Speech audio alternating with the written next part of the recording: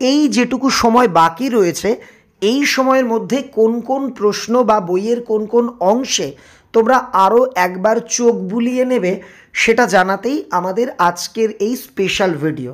আমরা দেখে নেব একে একে গুরুত্বপূর্ণ প্রশ্নগুলি যেগুলি তোমাদের জন্য নির্বাচন করে দিয়েছেন সম্রাট এক্সক্লুসিভ টিমের একাধিক ফিলোসফি বিষয়ক সাবজেক্ট এক্সপার্ট টিচারেরা। ভিডিও শুরুর আগে বলি, আজকের এই ভিডিওতে লজিক আর বচন নির্ণয় অংশটুকু বাদ দিয়ে অথবার যে অংশ থাকে সেই অংশের জন্যই গুরুত্বপূর্ণ প্রশ্নগুলিকে বাছাই করা হয়েছে।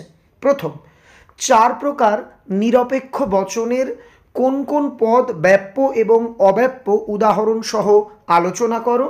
এটাকেই একটু ঘুরিয়ে তোমাদের পরীক্ষাতে আসতে পারে, দৃষ্টান্ত সহ AEIO বচনের কোন কোন পদ ব্যাপ্য আর কোনটা অব্যাপ্য তা বুঝিয়ে দাও।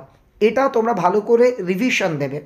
2 দাগ, দৃষ্টান্ত সহকারে গুণ ও পরিমাপ অনুযায়ী নিরপেক্ষ বচনের শ্রেণী বিভাগ করো, বা এটাকে আরেকটু ঘুরিয়ে আসতে পারে, নিরপেক্ষ বচনের চতুর্বর্গ পরিকল্পনা ব্যাখ্যা করো।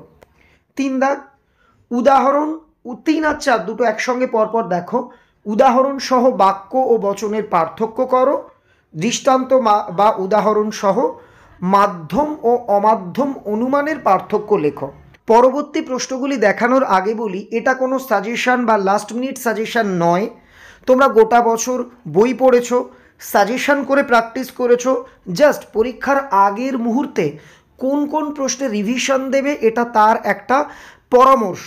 তুমি যদি মনে করো এই প্রশ্নগুলি একটাও গুরুত্বপূর্ণ নয়, এর বাইরে অনেক গুরুত্বপূর্ণ প্রশ্ন আছে, তাহলে তুমি নিঃসংকোচে সেগুলিও প্র্যাকটিস করে নিতে পারো।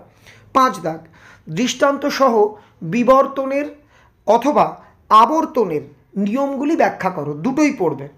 ও বচনের আবর্তন সম্ভব নয় কেন?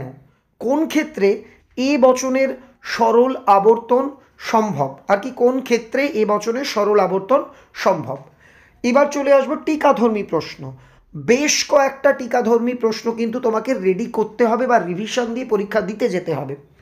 অব্যাপ্য হেতু দোষ, অবৈধ সাধ্য দোষ, নিরপেক্ষ ন্যায়, চতুষ্পদ ঘটিত দোষ, বহুকারণবাদ, কাকতালীয় দোষ, অবৈধ সামান্যীকরণ দোষ, মন্দ উপমা বা দুষ্ট উপমা যুক্তি, সহকার্যকে কারণ হিসাবে গ্রহণজনিত দোষ, অপ্রাসঙ্গিক বিষয়কে কারণ হিসাবে মনে করার দোষ, আর আবশ্যিক শর্তকে সম্পূর্ণ কারণ হিসাবে গ্রহণ করার দোষ।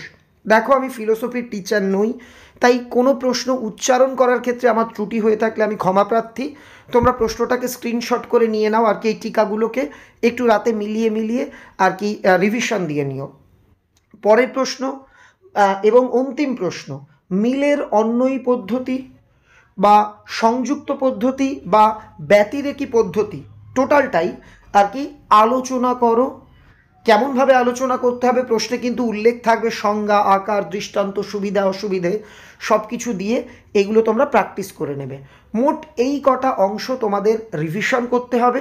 আশা করি আগামীকালকের পরীক্ষা ভালো হবে। আবারও বলি, এটা সম্পূর্ণ সাজেশন নয়, এর বাইরে থেকেও প্রশ্ন আসবে। এটা তোমাদের রিভিশনের সুবিধার্থে দেওয়া। তুমি আমাকে কমেন্টে লিখে জানাও ভিডিওতে বলা প্রশ্নগুলো তোমার রেডি আছে কিনা, কিংবা তোমাদের স্যারেরা বলেছেন কিনা। ভিডিওটা ভালো লাগলে লাইক করে দিও। সবাইকে বেস্ট অফ লাক জানালাম।